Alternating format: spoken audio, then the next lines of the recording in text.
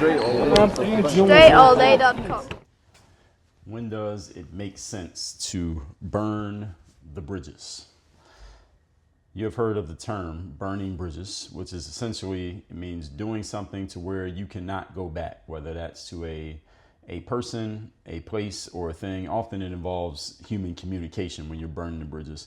And you have, past the point of no return in dealing with a person or dealing with a group of people. Maybe it's a job where you cuss out the boss on the way out the door so you know you can't go back to the job, or it's a breakup where you do something nasty to your now former partner to where you know you can never go back to that person.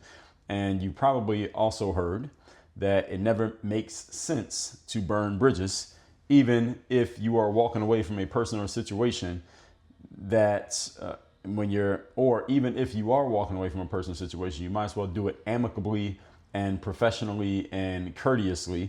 Even if you're disappointed with the situation that you're walking away from, you might as well be nice about it. There's no need to spike the football, so to speak, on your way out the door. I mean, what is the benefit to doing it? Well, that's what you already heard, and that's what you already probably believe. Today, I'm going to flip that upside down and tell you why it's wrong. And I'm going to tell you why there are times in life when you do want to burn the bridges. And I'm going to make it make sense to you that when you're exiting certain situations, you should burn the bridges down to the ground and into whatever the bridge is over top of, whether it's the road down below or the water down below. When exiting a situation or removing a person from your life or moving yourself from a situation or a person. Point number one.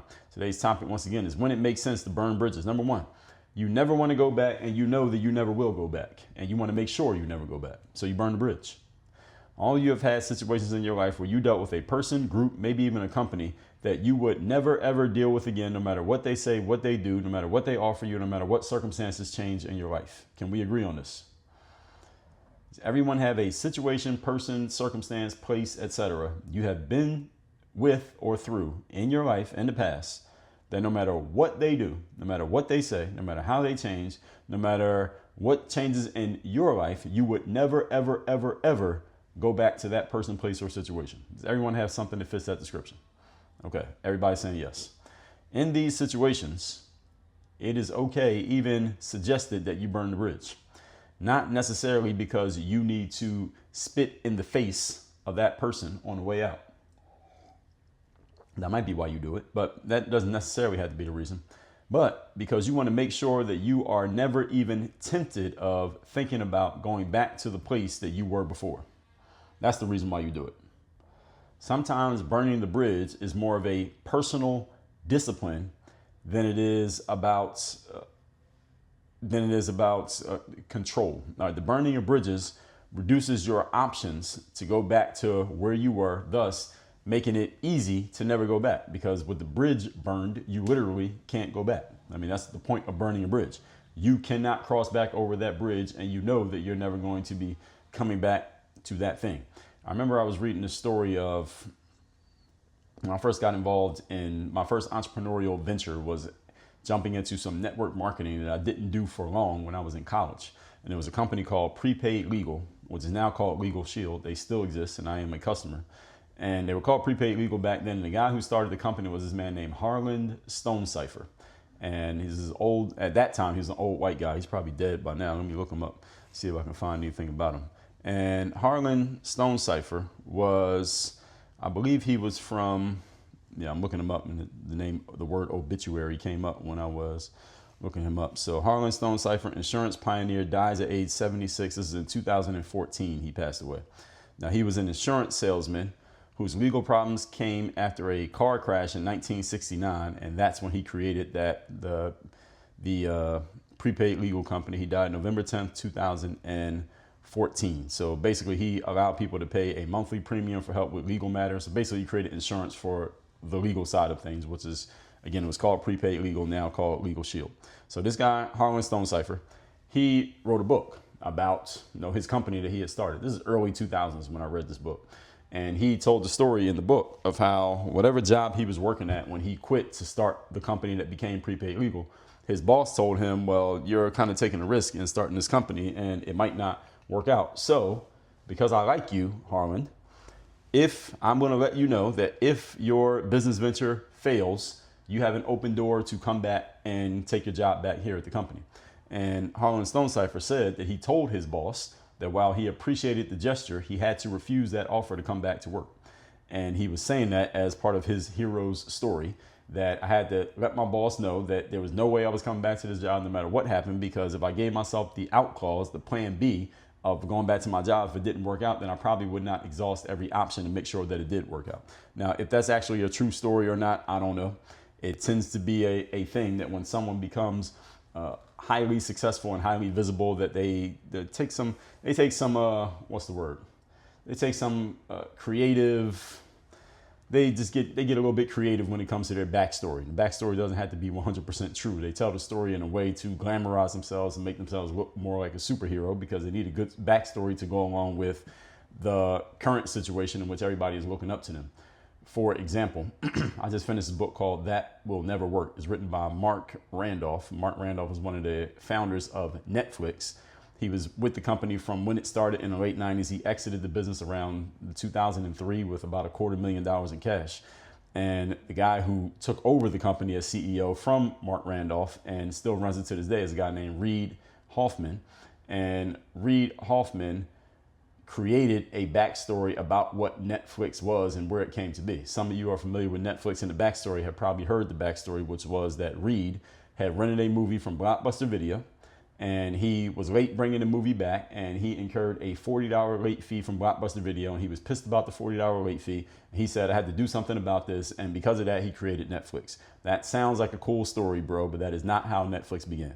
If you read the book, That Will Never Work, Mark Randolph tells you how it actually began, and they have shit to do with Reid getting a $40 return fee from Blockbuster Video. The point is, what I'm saying here is that people sometimes they take creative liberty with their backstory when they become famous, because they want to make the story they want to make the story sound simple enough, and also make it sound like something that makes them look like a hero, or this person who was going against the grain, and this is why they went and did this thing.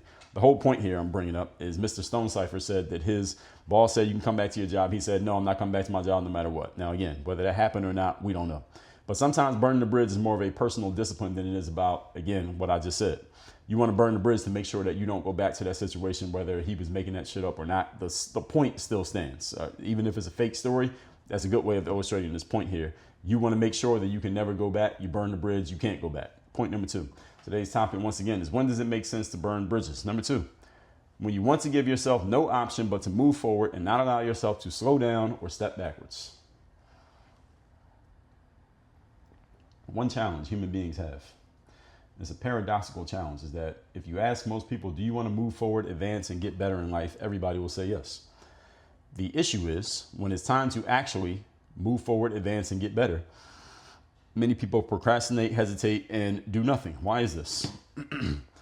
Why is this? Why do people hesitate when they have a chance to do the exact thing they said they want to do? They would hesitate, procrastinate, and take their time. The reason this happens is because advancing, getting better, and moving forward requires the word that I would use here is a disturbance of the status quo. You have to disturb your current situation of staying the same in order to move forward and get better. You have to break the inertia of your current situation to change into a different situation. And breaking inertia requires energy, and using energy to change a set state is disturbing to some people. It is inconvenient for some people. It's even downright, depending on who it is and what we're talking about, it can even be downright scary for a lot of people. And a lot of people do not advance in life, not because they are incapable, not because they don't know about it, not because they don't have the tools, resources, or opportunity, but simply because they don't want to deal with the discomfort that accompanies changing their situation. So burning the bridge puts you in a position where you have no choice but to change your situation, because you cannot stay there anymore because the bridge has been burned. So this is one of the ways that you can force yourself to move forward, even if you don't really feel like moving forward. You put yourself in a position where you don't have the option of slowing down or stepping backwards, because again, you just removed the option. You deleted the option with your behavior. Now you have no choice. Everybody understand this? This is how you do it. So any of you right now, and I know I'm talking to somebody right now, you're in a situation where you want to move forward. You want to do some different things, but you're not doing it because, frankly, it would be a little bit inconvenient for you to do it. it would disturb your status quo. It would disturb your equilibrium to change your situation, and therefore you ain't changing. I got good news and bad news. Which one do you want first? The good news is there is a process that you can follow that will help you change immediately. The bad news is that process will force you to change immediately. So the good news is it will help you. The bad news is the help is going to be forcing you to do something that you otherwise would not have done. You ready for that help? You want to sign up for that class? Because I got it for you. I just gave it to you. Burn the bridge so you can't go back. While a good bulk of reasons why burning the bridge makes sense is what we talked about in point number 1. Sometimes you just got to kick your own ass to make sure you don't keep going back to the same thing as you've been going back to, and you have no choice but to move forward. That's what we're talking about here in point number 2. Now, while most humans tend to espouse this concept this concept of always moving forward. Again, you ask most people, do you want to move forward? Almost everybody says, yeah, I want to move forward. Who doesn't want to move forward? Everybody wants to get better. Everybody wants to advance, et cetera, et cetera. No, most people don't want to move forward. Most people don't want to advance. Most people pretty much want to stay where they are. The reality is a lot of human beings spend a lot of time looking backward, first of all, and a whole lot of human beings spend a lot of time going backward. Why? Because you have the option of going backward. And remember, folks, that in life, you're either building or destroying, growing or dying, getting better or getting worse. There's no neutral. So if you are staying in the same spot, trying not to move forward, intentionally not moving forward because you don't want to deal with the discomfort of moving forward, then you are moving backward by definition. Why? Because the world is moving forward and the clock is moving forward. So if you're standing still, you're moving backward. Just imagine if you're standing still on a treadmill and the treadmill's on, you're going to go backwards, right? That's the way life works. Life is the treadmill. It is moving. Whether you want to move or not is your choice, but the treadmill is moving whether you move or not. So most humans, again, say they want to move back forward, but they're actually going backward. When you burn the bridge behind you, as in setting up a situation to where you can't possibly go back, you have no choice but to move forward because your plan B has now been removed. That's the way it works. Some of you are familiar with the story of Hernan Cortez.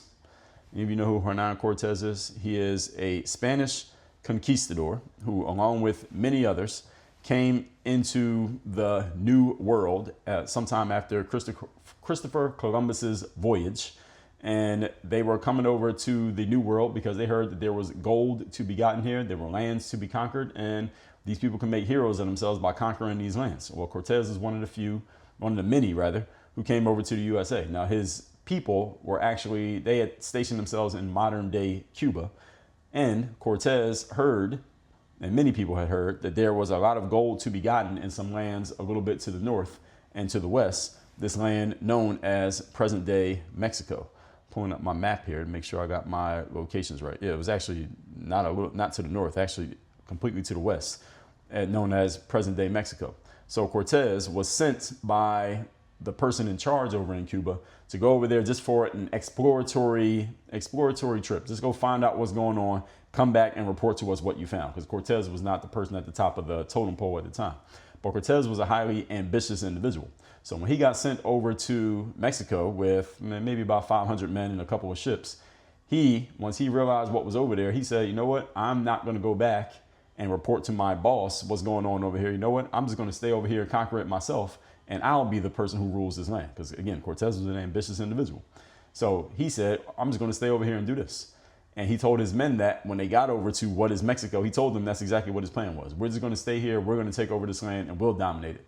Now, here's the problem that Cortez ran into immediately, that his 500 men, all right, they did not share his ambitions. They were not as ambitious as he was. All right, these men wanted to go back to Cuba where their families and their comfort and safety and their wives were at. That's where they wanted to go. They just wanted to do a job and go home. They wanted to clock in at 9 o'clock, clock out at 5 o'clock. Cortez had much bigger goals than they had, and he was in charge of leading these men. So he had a problem here. He wants to do this ambitious thing. The problem is all the people he had with him to do the ambitious stuff with didn't want to do it. And he couldn't take over an entire landmass that is now present day Mexico by himself. He needed soldiers, even though the soldiers he had weren't even enough. And as he contemplated the issue, he thought of another big problem he had. Actually, there's two more big problems. One is that the people who controlled the most valuable part of what is now Mexico were this group called the Aztecs. And the Aztecs were known to be very fierce warriors, that if they caught you and defeated you in battle, that they rip your skin off and wear your skin as a trophy. and the soldiers didn't want their skin ripped off and worn as a trophy. Number two, the Aztecs had a whole lot more men than, actually this is part of the first problem. The Aztecs had a whole lot more men than Cortez's 500. They had thousands. Cortez only had 500. So how are we going to beat thousands of men with only 500 men? The soldiers understood this too. All right, we are outnumbered here. We're soldiers. We ain't no bitches. We're not scared to fight, but we're highly outnumbered here, and we're on somebody else's land. Why would we even do this, Mr. Cortez, Mr. Conquistador Cortez? Second problem was that Cortez understood this is more of a mental issue than a physical one. He understood in his bones, and again, this is the way the story has been romanticized. He understood in his bones that if men are fighting with their backs to the wall where they have no option to escape or no option to retreat, they will fight with twice the energy, and they probably will win a whole lot of battles with their backs to the wall. They wouldn't win if their backs were to open space where they could run away. Robert Greene talks about this in another of my favorite books called The 33 Strategies of War. He calls it the death ground strategy. You put yourself in a position where your back is to the wall, you will perform in a way that you never will perform under other normal circumstances. So Cortez realized this problem is much more mental, and the problem was represented by the boats that he had brought with him from Cuba over to Mexico. Those boats represented an opportunity for the soldiers to hop on something that could take them back to safety and get out of this crazy conquistador's idea of trying to take over a landmass with only 500 soldiers. So Cortez decided one night, and then instructed the people on his team to bore holes inside of the boats. He bored holes in some of the boats so that the boats sank, and the boats were now no longer usable. They couldn't get back on those boats. So the soldiers, when they woke up the following morning, they noticed that the boats had been sank, and they were wondering what the hell was going on. They were at first just very disappointed because they're like, we don't have our boats anymore. So now we're stuck here, and the Aztecs are going to come get us, and they're going to eat us alive and wear our skin. What the hell are we going to do? And Cortez finally, as he noticed the consternation amongst his people, he got all their attention and said, let me let you know something. Those boats didn't sink on their own. I sank the boats. I did it on purpose. Now, when Cortez announced this to his men were very upset, very angry at Cortez. And their first thought was, okay, let's string this guy up and hang him and kill him because this idiot is about to get us killed. So we might as well kill him. And Cortez said, well, wait a minute. Before you kill me, let me remind you of something. First of all, you don't have a way to get home. So if you kill me, not only do you not have a way to get home, you also don't have a leader who can lead you through this land, and you're probably going to die anyway. Secondly, if you don't kill me, we do have a plan B where we might live. That means don't kill me, follow my lead, and let's actually go fight these Aztecs, and maybe we can defeat them and take over this land, and all of you will be rich beyond your wildest imagination if we do that. How about we at least try that? I mean, if we're going to die, we might as well die trying. And again, according to the romanticized story, Cortez sold this idea to his men. He marched on Tenochtitlan, which was the present-day Mexico City. They defeated the Aztecs, and Cortez became this romantic figure in history to the point that I'm telling his story right now. Why? Because he, quote-unquote, burned the boats. Now, again, according to the story, he didn't actually burn the boats. He sank the boats. But anytime you hear the saying, burn the boats, it is a story of Hernan Cortez, which I just explained to you, that was told in history books. Now, these days, with so many different people having different versions of history, I'm sure there's a bunch of people who have a bunch of holes they could punch in the romanticized story of Cortez. But the fairy tale story of Cortez is a good illustration of the point that I'm making here, is that sometimes you burn the bridge so that you have no option of going back, so you have no choice but to step forward. All right, we know Cortez because he conquered Mexico. That's how we know him. Point number 3. Today's topic, once again, is when it makes sense to burn the bridges. Number 3, when you realize the comfort and ease have been detrimental to you because of the temptation of and your easy access to them. I just illustrated this in the last point about Hernan Cortez. When you know that comfort and ease are the very things that are holding you back from the push that might make you create a great amount of change, sometimes you have to burn the bridges to that comfort and ease. You got to kick yourself out of the comfort and ease so you have no choice but to do something.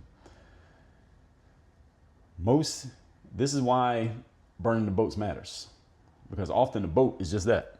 It's the comfort and ease, is going backwards, is going to the thing that is safe and not challenging to you.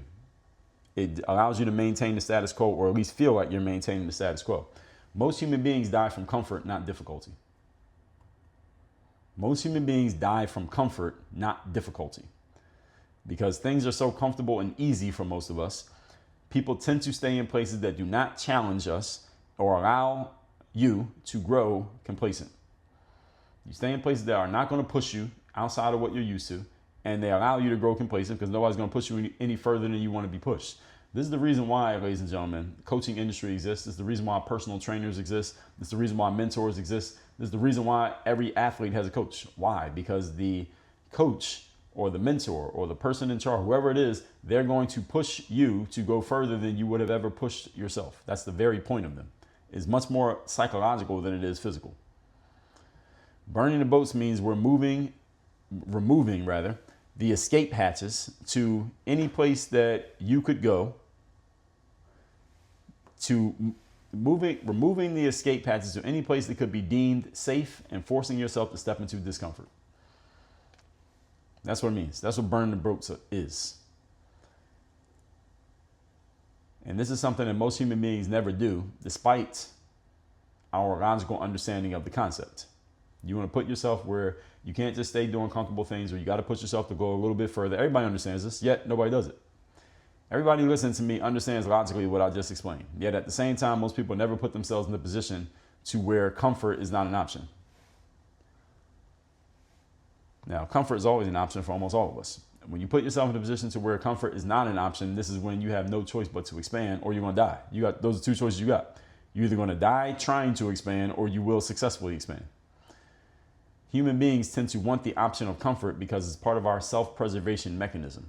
The reality is that removing that comfort from your orbit and removing it as a possibility puts you in a better position to reach your potential than any amount of access to comfort ever will. But a lot of people don't ever come to understand or appreciate that because they never push themselves that far. But this is why you burn the bridges, or in the case of Cortez, sink the boats. Let's recap today's class, which is when it makes sense to burn the bridges. Many of you have been taught to never burn bridges. I'm here to tell you that you should burn them in these cases. Number one, when you never want to go back and you know that you will never go back, put yourself in a position to where you can't go back, no matter if it's your worst possible day, worst possible scenario. Number two, when you want to give yourself no option but to move forward and not allow yourself to slow down or step backwards or even to stand still. This is the reason why you burn the boats, because a lot of times burning the boats doesn't actually mean going backwards. It means just staying in the same spot, which actually is going backwards. But a lot of people don't feel like they're going backwards when they stand still, but you actually are, because life is always moving forward and your clock is always moving one step closer to death every day. So if you're standing still, you are moving backwards. Number three, when you realize that comfort and ease have been detrimental to you because of the temptation of and your easy access to comfort and ease. You want to remove comfort and ease from your life, put yourself in a position where whatever you've been doing that was comfortable and easy, you can't do it anymore. You must eliminate it as an option. This is the reason why nutritionists and dieters will tell you, or personal trainers will tell you, take all the snack food and junk food that you have in your pantry, and instead of just telling yourself not to go in the pantry, just throw the shit in the trash so that you, even if you do go in the pantry, it ain't nothing in there to eat. No snack food, no candy, no ice cream, etc. You throw it in the trash and you don't have it, therefore the temptation is gone. That's one version of burning the boat, but you can get a lot more extreme than that. All that said, folks, inside of Work on Your Game University, what we were just discussing is a discipline. What we do is we take discipline, we create a whole process and structure around it to weaponize it, put it into a system, and we turn that system of discipline and structure, we turn it into results. We turn it into presence. We turn it into tangible, measurable outcomes. Go to workonyourgameuniversity.com and let's get to work on it. Work on your game. Dre all